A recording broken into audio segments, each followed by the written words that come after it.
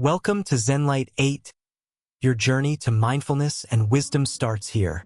Have you ever wondered what truly holds us back from living a meaningful life? Some people unknowingly trap themselves in a cycle of failure, repeating the same mistakes over and over, yet blindly convinced they've got it all figured out. That's not just ignorance. It's a subtle, dangerous self-deception.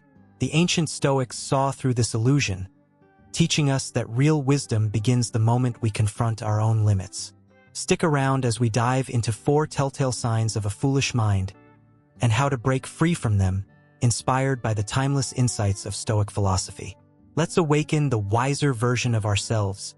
Together, the silent saboteur, reacting emotionally instead of responding rationally. Some people sabotage themselves without even realizing it. Their actions scream ignorance, yet they convince themselves they're wise. They stumble through life, driven by unchecked impulses, repeating the same mistakes, and instead of stopping to reflect, they dig their heels in deeper, certain they've already mastered all they need to know. This isn't just a lack of awareness. It's a dangerous form of self-deception, a trap that keeps them stuck in a cycle of chaos and regret. The ancient Stoics, those timeless guides of reason and resilience, warned us about this blindness. They taught that true wisdom doesn't come from accumulating facts or winning arguments. It begins with recognizing our own limitations, with admitting that we don't have all the answers and that our emotions, if left unchecked, can become our worst enemies. In a world buzzing with distractions, where emotions flare like wildfires, many believe they're in control when, in reality, they're puppets to their own feelings. They're swayed by anger, fear, or fleeting excitement, acting on impulse rather than reason. They react instead of respond. They assume instead of understand. They lash out instead of listen. These habits aren't just quirks. They're glaring signs of a mind that's lost its way. And the worst part? Those caught in this pattern rarely see it. They're too busy justifying their outbursts or blaming the world around them to notice the real problem lies within. Stoic philosophy offers a piercing lens to examine this self-destructive tendency, revealing that intelligence isn't about how loudly you shout or how fiercely you defend your stance. It's about how you wield reason, discipline, and self-awareness to navigate life's storms. Today, we're zeroing in on one of the clearest markers of a foolish person: reacting emotionally instead of responding rationally. This single trait can unravel relationships, derail careers, and leave a trail of unnecessary suffering, all because someone couldn't pause long enough to think before they acted. The Stoics, from Marcus Aurelius to Epictetus, saw this as a battle worth fighting, not against the world, but within ourselves. Let's unpack why this happens, what it looks like, and how we can break free from its grip to cultivate the calm, steady strength of a wiser mind. The anatomy of an emotional reaction. Picture this. You're standing in line at a coffee shop, already late for work, when the barista fumbles your order. The delay stretches from seconds to minutes, and before you know it, a wave of frustration surges through you. Your voice sharpens, your words spill out like venom.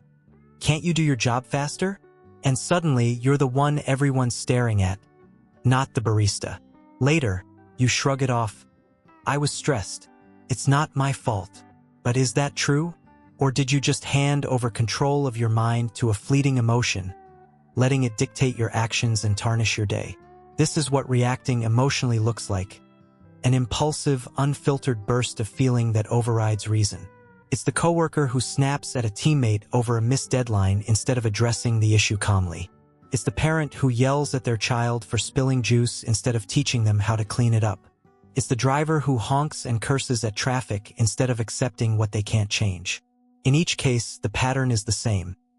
Something triggers an emotion, and instead of stepping back to assess, they dive headfirst into the chaos, amplifying their own misery and often dragging others down with them. The Stoics understood this all too well. Marcus Aurelius, a Roman emperor who faced wars, betrayal, and plague, wrote in his Meditations, "You have power over your mind, not outside events. Realize this, and you will find strength." His point: the world will always throw curveballs. Delays, disagreements, disappointments, but we get to choose how we meet them. A foolish person believes their anger or frustration is caused by the barista, the coworker, the traffic. They see themselves as victims of circumstance, powerless to feel otherwise. But the truth, as the Stoics saw it, is harsher and more liberating. Your emotions don't control you unless you let them. That outburst at the coffee shop? It wasn't the delay that sparked it. It was your refusal to master your own mind. Why we fall into the trap. So why do so many of us react this way? It's not because we're inherently weak. It's because we've never been taught to do otherwise. Emotions are raw, immediate, and loud. They demand attention like a screaming child, drowning out the quieter voice of reason. In a culture that celebrates speaking your truth and letting it all out, we're conditioned to see emotional outbursts as authentic, even virtuous. That's just who I am, we say, as if our temper is a fixed trait like eye color rather than a habit we can shape. But the Stoics would call this nonsense. To them, letting emotions run the show isn't authenticity, it's surrender. Another reason we react instead of respond is pride. Admitting we're wrong, or even that we could have handled something better, stings. It's easier to double down, to yell louder, to insist the problem lies outside us. Take the person who takes every critique personally. A friend points out a flaw in their plan, and instead of considering it, they snap, "What do you know?" They turn a chance to grow into a battlefield, all because their ego can't handle the discomfort of doubt. This defensiveness doesn't protect them.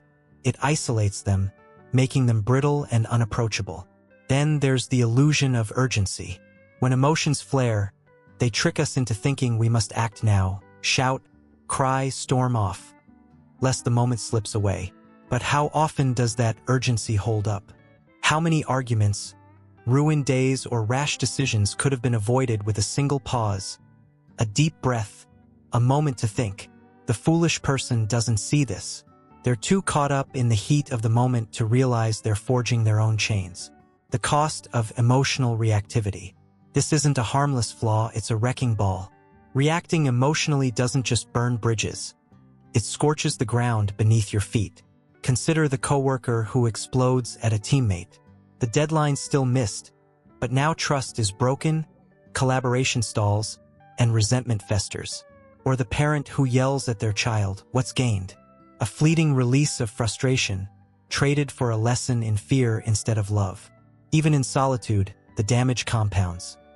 That road rage outburst might feel good for a second, but it leaves you tense, distracted, and primed for the next trigger. The Stoics saw suffering as self-inflicted, not because life is painless, but because we amplify our pain through irrational responses. Epictetus, a former slave turned philosopher, put it bluntly, "What need is there to weep over parts of life? The whole of it calls for tears." His point wasn't despair, it was perspective. Life will always bring hardship, but we don't have to pile emotional chaos on top of it. When we react instead of respond, we don't solve problems, we create new ones. We alienate allies, cloud our judgment, and trap ourselves in a cycle of regret. And the irony? Those who react emotionally often think they're strong. They mistake volume for power, passion for principle. But true strength, as the Stoics taught, isn't loud. It's quiet, steady, unshaken. It's the ability to face a storm and say, "This won't break me, because I choose how it affects me." The Stoic path to responding rationally. So how do we break this cycle? The Stoics didn't just diagnose the problem, they offered a cure. It starts with self-awareness, the cornerstone of wisdom. The next time anger rises, don't act, pause. Feel the heat in your chest, the tightness in your jaw, and ask, is this emotion mine to command, or am I its slave? That moment of hesitation, that space between stimulus and response, is where freedom lives. It's where you reclaim your power. Marcus Aurelius advised imagining yourself as a rock in a river. Let the waters of emotion rush past, but stand firm. This isn't about suppressing feelings. It's about choosing them. When the barista fumbles your order, let the frustration bubble up, then let it go. Tell yourself, this doesn't control me, I control me. Then respond. Calmly ask for an update or shrug and move on. The situation doesn't change, but your peace does. Another tool is perspective. The Stoics loved zooming out. Is this coffee delay worth your serenity? Will this argument matter in a week, a month, a year? Epictetus urged us to ask, is this in my control? If not, let it be. If yes, handle it with reason, not rage. This shift doesn't come naturally. It's a muscle you build through practice.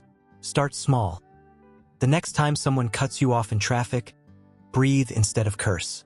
Notice how it feels to choose calm over chaos. Finally, embrace discomfort. Responding rationally often means swallowing pride, staying silent when you want to scream, or admitting you overreacted. It's hard, but that's the point. Wisdom isn't easy. It's forged in the friction of self-discipline. Seneca, another Stoic giant, wrote, "Difficulties strengthen the mind, as labor does the body.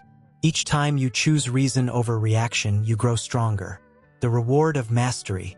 A foolish person is a slave to their emotions, easily provoked, easily misled, and blind to their own limits. A wise person is their master, not because they're emotionless, but because they decide what those emotions mean. They don't let anger solve problems or fear steer decisions. They pause, reflect, and act with clarity. This isn't just self-control, it's self-liberation. Imagine a life where petty annoyances don't rattle you, where criticism becomes a gift, where your words build rather than break. That's the promise of responding rationally. It's not about perfection, it's about progress. The Stoics didn't expect us to be sages overnight. They asked us to strive, to be better today than yesterday. So ask yourself, are you reacting to life or responding to it? Are you letting emotions pull the strings, or are you stepping into the driver's seat? The choice is yours, every moment of every day. The world will keep spinning, chaotic and unpredictable, but you don't have to spin with it. Take a breath, think, choose. That's the Stoic way. That's the wise way, and it's a path worth walking. The first sign of foolishness: reacting emotionally instead of responding rationally. Some people sabotage themselves without even realizing it. Their actions scream ignorance, yet they walk through life convinced they're wise. They stumble over the same obstacles, fall into the same traps, and instead of pausing to question why, they charge ahead, certain they've already figured it all out. This isn't just a lack of knowledge. It's a dangerous self-deception, a refusal to see the flaws staring them in the face. The Stoics, those ancient masters of reason and resilience, saw this pattern clearly. They warned that true wisdom doesn't come from shouting the loudest or knowing the most. It begins with a humbling truth. We are limited, fallible, and often our own worst enemies. For them, the path to a better life starts with recognizing where we go wrong and taking control of what we can, our minds. In today's world, where distractions buzz like flies and emotions flare at the slightest spark, many of us fall into this trap. We think we're in charge, but too often we're at the mercy of our feelings, anger, fear, excitement, acting on impulse rather than reason. We react instead of respond. We lash out instead of listen. We assume instead of understand. These aren't just bad habits. They're neon signs of a mind adrift, a mind that surrendered its power to the chaos within. And the worst part? Those caught in this cycle rarely notice. They're too busy defending their outbursts or pointing fingers to see the real culprit, themselves. Stoic philosophy cuts through this fog like a blade, showing us that intelligence isn't about how much you know. It's about how you wield discipline, self-awareness, and reason to rise above the noise. In this deep dive, we're focusing on the first sign of a foolish person: reacting emotionally instead of responding rationally. It's a subtle but devastating flaw, one that can unravel relationships, derail opportunities, and leave a wake of regret, all because someone couldn't stop, breathe, and think before they acted. The Stoics, from Marcus Aurelius to Epictetus, saw this as a battle of the self, a test of whether we rule our emotions or let them rule us. Let's explore why this happens, what it costs us, and how we can break free to build a stronger, wiser version of ourselves. The nature of emotional reactions. Imagine you're stuck in traffic, late for a meeting. Horns blare, cars crawl, and a knot of frustration tightens in your chest. Suddenly, you're pounding the steering wheel, muttering curses at the driver ahead. For a moment, it feels good, cathartic, even. But then what? The traffic doesn't budge, your mood sours, and by the time you arrive, you're a storm cloud ready to burst. Later, you shrug it off. I was stressed. Anyone would have reacted that way. But would they? Or did you just hand your peace of mind to a situation you couldn't control? This is the essence of reacting emotionally, an unfiltered, knee-jerk response driven by feeling rather than thought. It's the friend who snaps at you over a harmless joke, the coworker who storms out of a meeting after a critique, the spouse who yells over a forgotten chore. In each case, the trigger varies, but the pattern holds. An emotion flares, and instead of stepping back to assess, they leap into action, amplifying their own suffering and often spreading it to others. They don't choose their response, they let it choose them. Marcus Aurelius, a man who ruled an empire amid chaos, nailed this in his Meditations. You have power over your mind, not outside events. Realize this, and you will find strength. His words are a wake-up call.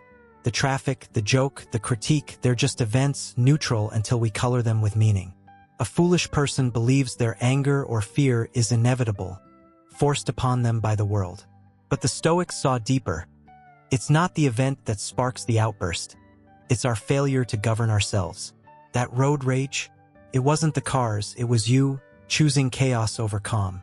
Why we react instead of respond. So why do we do it? Why do so many of us default to emotional outbursts instead of reasoned responses? For one, emotions are loud and fast. They hit like a punch, drowning out the softer voice of logic.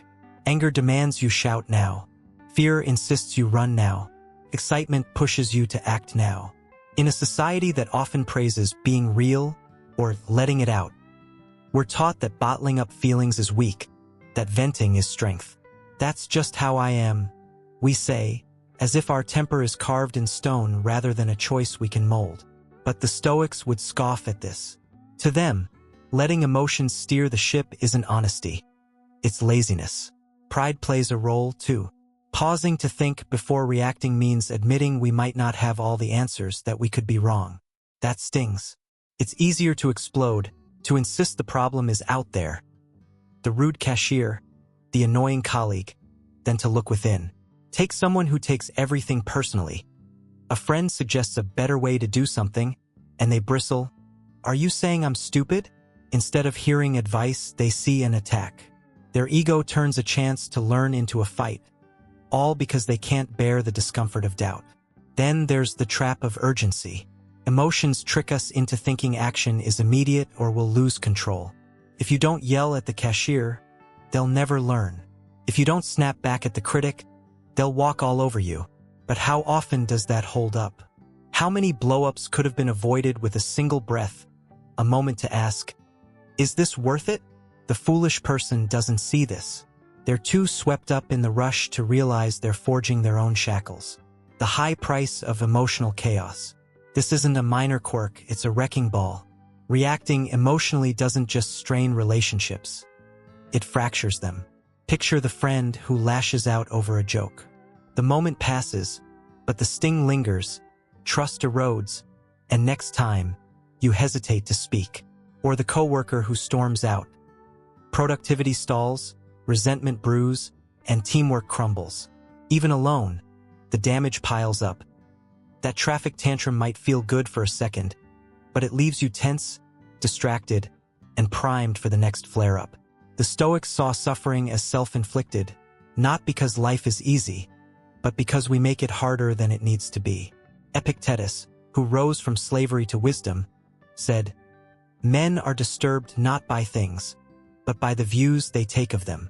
A delay isn't the problem, your rage at it is. A critique isn't the issue, your defensiveness is. When we react instead of respond, we don't fix anything, we multiply our troubles. We push people away, cloud our decisions, and trap ourselves in a loop of regret. And yet, those who react often think they're strong. They confuse noise for power, passion for resolve. But real strength, as the Stoics knew, isn't loud. It's steady, quiet, unshakable. It's facing a rude cashier and saying, "This won't ruin my day, because I decide what it means." The Stoic cure, responding with reason. The Stoics didn't just point out the flaw, they gave us tools to fix it. It starts with awareness. The next time anger bubbles up, don't act. Pause. Feel it. The heat, the racing pulse. Then ask, am I driving this, or is it driving me? That gap between trigger and response is your power. It's where you choose freedom over slavery. Marcus Aurelius likened the mind to a rock in a stream. Let emotions flow past, but stand firm. This isn't about denying feelings. It's about directing them. When the cashier's slow, let irritation rise. Then let it fall. Tell yourself, this doesn't own me. I do. Then respond, politely ask for an update or move on. The situation stays the same, but your peace doesn't. Perspective helps, too. The Stoics loved stepping back. Is this delay worth your calm? Will this argument matter tomorrow? Epictetus asked, is this in my control? If not, release it. If yes, handle it with reason, not fury. It's a skill you build. Next time someone cuts you off, breathe instead of honk. Feel the difference. Finally, lean into the discomfort. Responding rationally means swallowing pride, staying quiet when you want to yell, or saying, I overreacted. It's tough, but that's why it works. Seneca wrote, a gem cannot be polished without friction. Each choice for reason over reaction makes you stronger. The prize of self-mastery. A foolish person is a puppet to their emotions. Quick to snap, easy to sway, blind to their flaws. A wise person is their captain, not because they're cold, but because they choose. They don't let anger fix problems or fear call shots. They pause, think, and act with clarity. This isn't just control, it's liberation. Imagine a life where small slights don't shake you, where criticism fuels growth, where your words lift instead of wound. That's the reward of responding rationally. It's not perfection, it's progress. The Stoics didn't demand flawlessness. They urged effort, a daily step toward better. So where do you stand? Are you reacting to life's waves or riding them? Are emotions your master or your tool? Every moment offers a choice.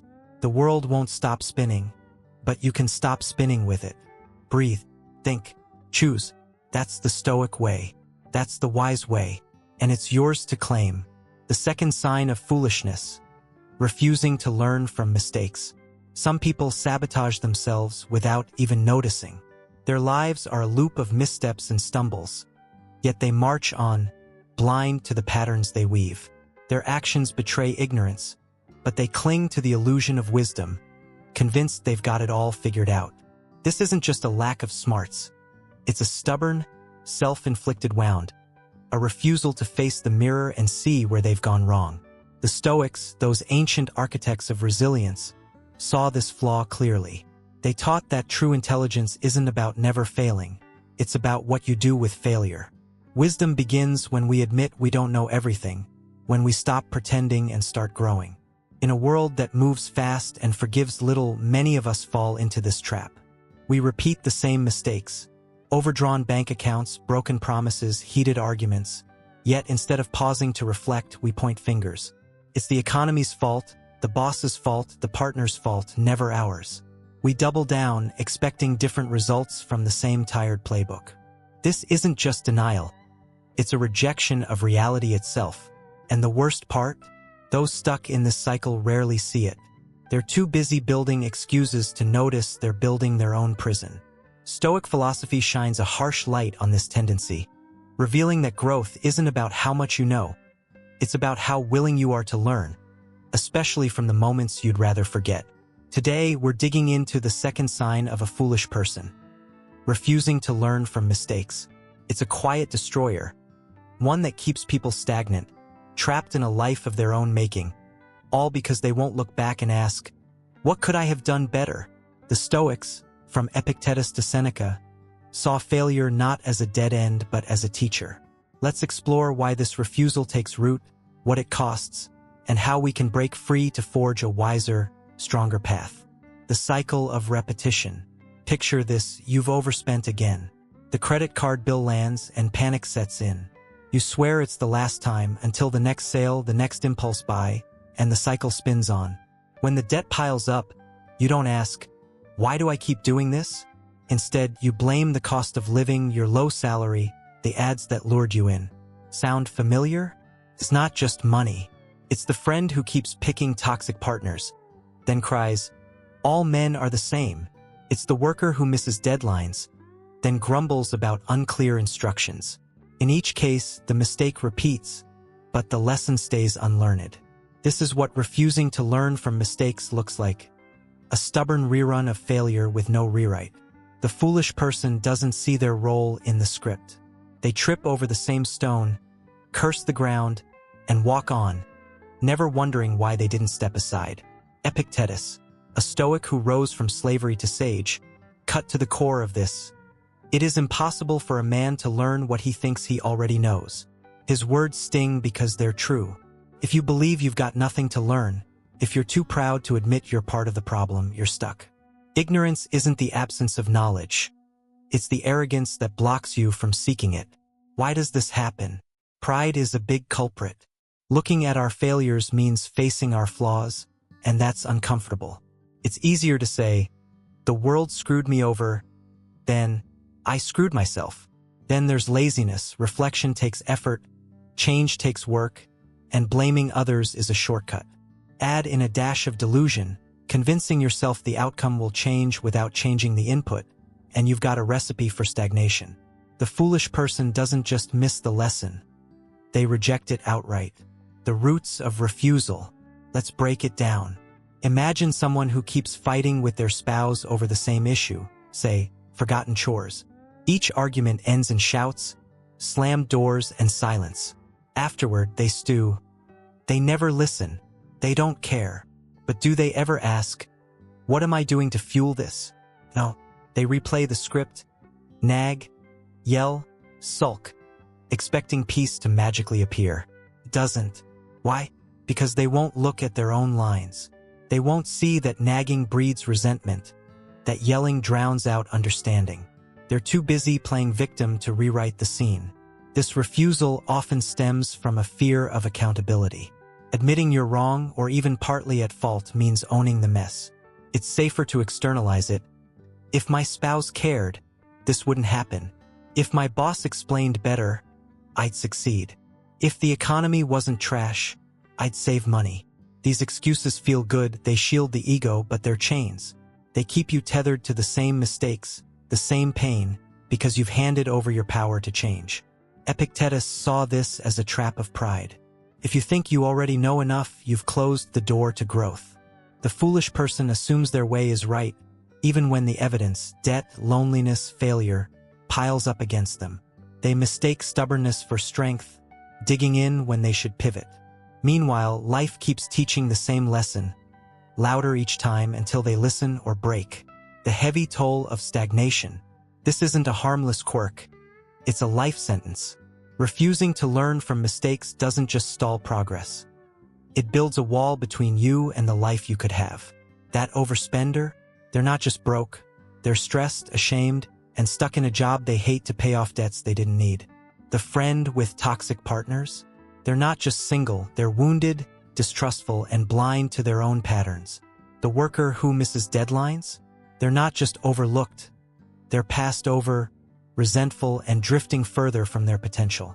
The Stoics believed suffering often comes from within.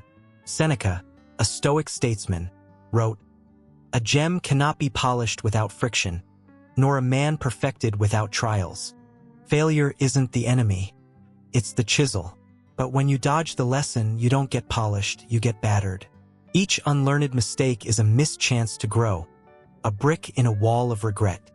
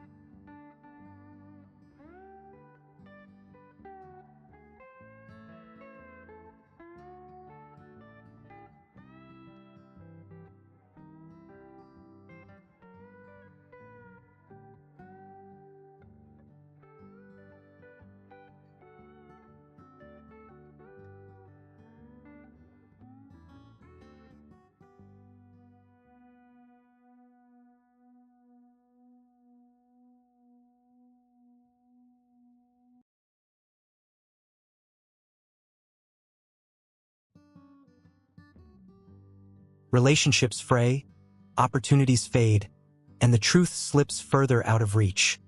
All because they wouldn't bend. And the kicker? They're blind to it. They strut away, chest puffed, oblivious to the wreckage. They mistake stubbornness for strength, volume for virtue. But real strength, as Marcus Aurelius taught, isn't in standing tallest. It's in kneeling to truth. The foolish person wins the battle and loses the war. The wise person lets go of the fight to win the lesson. The Stoic path, seeking truth over triumph. The Stoics didn't just diagnose this, they offered a cure. It starts with intent.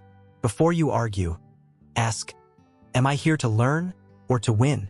That question shifts everything. The foolish person dives in, guns blazing. The wise person pauses, ears open. Marcus Aurelius modeled this. He'd rather be corrected than crowned. Next time you're in a debate, try it. What if they're right? What can I take from this? It's not weakness, it's power. Listening is the next step. The foolish person waits to speak. The wise person waits to understand. When your coworker challenges you, don't interrupt. Hear them out. When your friend disagrees, don't bristle. Ask, why do you think that? You don't have to agree, but you do have to listen. The Stoics knew truth hides in the gaps, between words, beneath assumptions. You won't find it if you're too busy swinging. Then comes detachment. Emotions will flare. Disagreement stings, but you don't have to feed the fire. Epictetus asked, is this in my control? Your view isn't. Their view isn't. But your reaction is. Feel the heat, then let it cool. Tell yourself, this isn't about me. It's about what's true. That shift frees you. You don't need to yell because you don't need to win. You just need to see. Finally, embrace change. If the evidence turns against you, don't dig in, pivot. Marcus Aurelius saw this as a gift. I shall gladly change. It's hard. Pride resists. Habit pulls. But it's the mark of wisdom. Start small. Next argument, admit one flaw in your stance. You're right. I hadn't considered that. Feel the sting, then the strength. It's not losing, it's growing. The reward of truth. A foolish person argues to win, clinging to ego, deaf to reason, rigid in error. A wise person argues to learn, not because they're soft, but because they're strong. They don't fear being wrong. They fear staying wrong. They don't chase applause. They chase clarity. This isn't just debate. It's liberation. Imagine a life where disagreements don't divide, but deepen. Where criticism doesn't wound, but sharpens.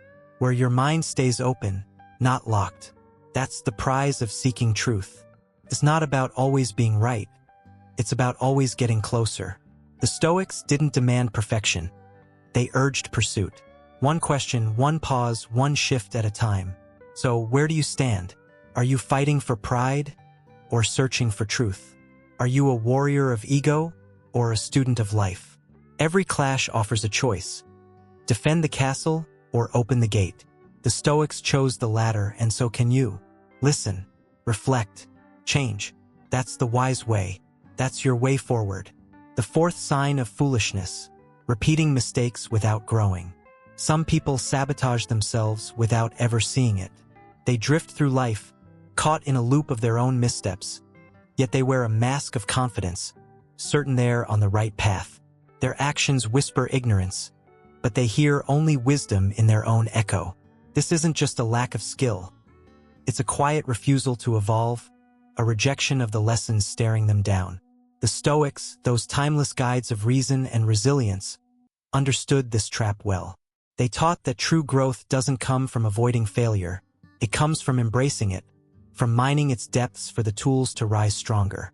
Wisdom, for them, begins when we stop running from our flaws and start learning from them. In a world that demands quick fixes and instant wins, many of us stumble into this pit. We repeat the same errors, missed deadlines, broken promises, reckless choices. Yet instead of looking within, we look outward. It's the weather's fault, the system's fault, the other guy's fault, anything but ours. We keep swinging at the same pitch, expecting a home run, never wondering why we keep striking out. This isn't just repetition. It's stagnation dressed as persistence. And the worst part? Those locked in this cycle rarely notice. They're too busy dodging blame to see they're standing still. Stoic philosophy pierces this haze, revealing that intelligence isn't about perfection. It's about progress, forged through self-awareness and the courage to change. Today, we're unpacking the fourth sign of a foolish person: repeating mistakes without growing. It's a silent thief, one that robs people of potential, chaining them to a life of their own design, all because they won't pause to ask, "What am I missing?" The Stoics, from Seneca to Marcus Aurelius, saw failure as a forge, not a grave. Let's explore why this refusal takes hold, what it steals, and how we can break free to build a wiser, fuller life. The endless loop of unlearned lessons. Imagine this: you're late again. The alarm buzzes, you hit snooze, and the morning spirals. Missed bus, rushed coffee, apologies to a frowning boss. It's the third time this month. You mutter, "Traffic was brutal," or "I didn't sleep well," and move on. But next week it happens again. Same snooze, same scramble, same excuse. Why? Because you didn't learn. You didn't ask, "How do I stop this?" You just kept rolling the same stone up the same hill, expecting it to stay put. This is what repeating mistakes without growing looks like. A rerun of failure with no director's cut. It's the Dieter who binges every weekend, then blames stress. It's the spender who maxes out cards, then curses bad luck. It's the friend who snaps at loved ones, then sighs, "They pushed me too far." In each case, the mistake loops, but the lesson stays buried. The foolish person doesn't see their hand on the wheel. They see a road full of potholes they can't avoid. They trip, fall, and trip again, never wondering why they don't watch their step. Seneca, a Stoic who faced exile and loss, framed this beautifully. A gem cannot be polished without friction, nor a man perfected without trials. His point: mistakes aren't the problem, they're the raw material. But when you dodge the friction, when you refuse to sand down your rough edges, you stay unpolished. The foolish person doesn't just miss the lesson. They reject it, choosing comfort over clarity, blame over growth. Why we stay stuck? So why do we do it? Why do so many of us rerun the same script without rewriting it? Fear's a big player. Facing failure means facing ourselves, our laziness, our impulses, our gaps. That's raw, messy work. It's easier to say, "The alarm's too quiet," than, "I'm too undisciplined." Blaming the outside world feels safe, it keeps the ego intact. The foolish person hides behind excuses because the truth stings. They're not just a victim of circumstance. They're a co-author of their chaos. Then there's arrogance. Admitting a mistake means admitting you're not perfect, and that chafes. "I know what I'm doing," they insist, even as the evidence. Late arrivals, empty wallets, strained ties, piles up. Seneca saw this as a refusal to be shaped. If you think you're already a gem, you won't welcome the friction. The foolish person mistakes rigidity for resolve, holding tight to habits that hold them back. Habit seals the deal. Repeating mistakes feels familiar, even comfortable. Snoozing the alarm, skipping the budget, lashing out, it's autopilot. Change means effort. New routines, hard questions, swallowed pride, and that's daunting. So they coast, expecting life to bend instead of bending themselves. The foolish person doesn't see they're stuck. They think they're just keeping on. The price of standing still. This isn't a small slip. It's a slow bleed. Repeating mistakes without growing doesn't just delay success. It builds a cage. That chronic lateness? It's not just a late start. It's a reputation tarnished, trust eroded, chances missed. The binge Dieter? They're not just heavier, they're frustrated, ashamed, and further from health. The reckless spender? They're not just broke. They're trapped, stressed, and clawing at a hole they dug. Each unlearned mistake is a brick in a wall of regret. The Stoics saw this as self-inflicted suffering. Marcus Aurelius wrote, "You have power over your mind, not outside events. Realize this, and you will find strength." The foolish person hands that power away. They let late mornings define their days, let old fights define their bonds, let bad choices define their lives. All because they won't learn. Relationships fray, goals fade, and the gap between who they are and who they could be stretches wider, all for lack of a single question. What's my role in this? And yet, they often think they're tough. I keep going, they say, as if trudging through the same muck proves grit. But real toughness, as Seneca knew, isn't in enduring, it's in evolving. The foolish person repeats, the wise person refines. One stays raw, the other gets polished. The Stoic forge, growing through failure. The Stoics didn't just spotlight this flaw, they lit a path out. It starts with reflection. After your next slip, late again, spent too much, snapped at someone. Stop. Don't excuse it. Explore it. Ask, what led me here? What could I have done instead? For the late riser, I hit snooze because I stayed up late. Next time, I'll sleep earlier. This isn't shame, it's strategy. The wise person doesn't dwell. They dissect, then build. Seneca's friction is key. Growth isn't soft, it's gritty. Admitting you're late because you lack discipline bites. Seeing you spent because you craved a rush cuts. But that cut is the craft. It's what shapes you. The foolish person runs from the trial. The wise person steps into it. Try this. After a mistake, write one lesson. I fought because I was tired. Next time, I'll rest first. Then act on it. One tweak, one shift, one step forward. Awareness ties it together. The Stoics loved self-scrutiny. Epictetus asked, is this in my control? The alarm isn't, your choice to snooze is. The sale isn't, your click is. The provocation isn't, your snap is. Focus there on what you can shape. Next time you falter, zero in, what's mine to fix? Then fix it.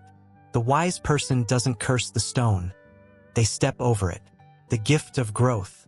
A foolish person repeats mistakes because they won't grow, blinded by blame, stalled by pride, dulled by habit.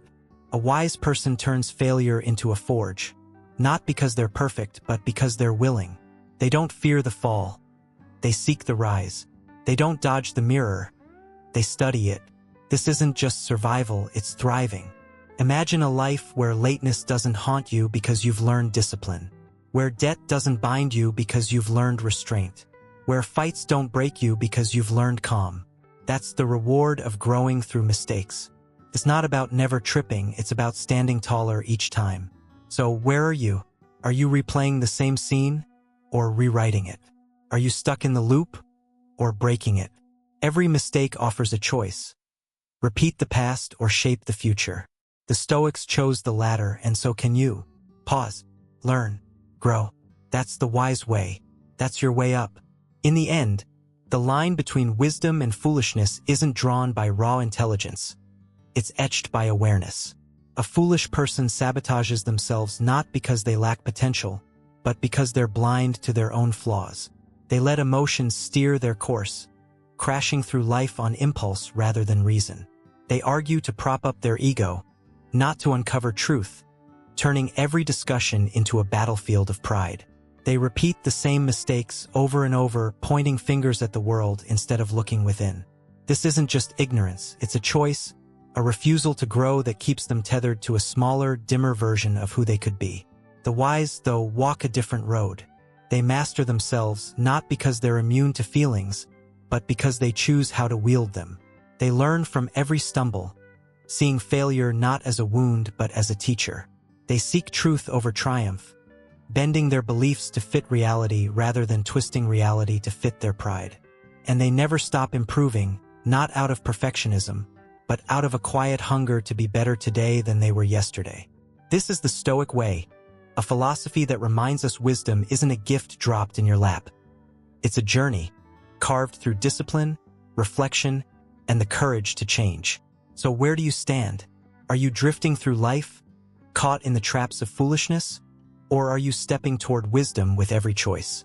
The beauty is, it's never too late to choose. Every moment, every flare of anger, every argument, every mistake is a chance to pause, to learn, to rise. The Stoics didn't promise an easy path, but they promised a worthy one. It's yours to take. To everyone watching on ZenLight 8, thank you for joining us on this journey. Your presence here, your willingness to reflect, to question, to grow lights up this space. If this resonated with you, hit that like button, share it with someone who needs it, and subscribe for more. Together, we're not just viewers, we're seekers, building stronger minds and richer lives, one insight at a time. Keep walking the path. We'll see you in the next one.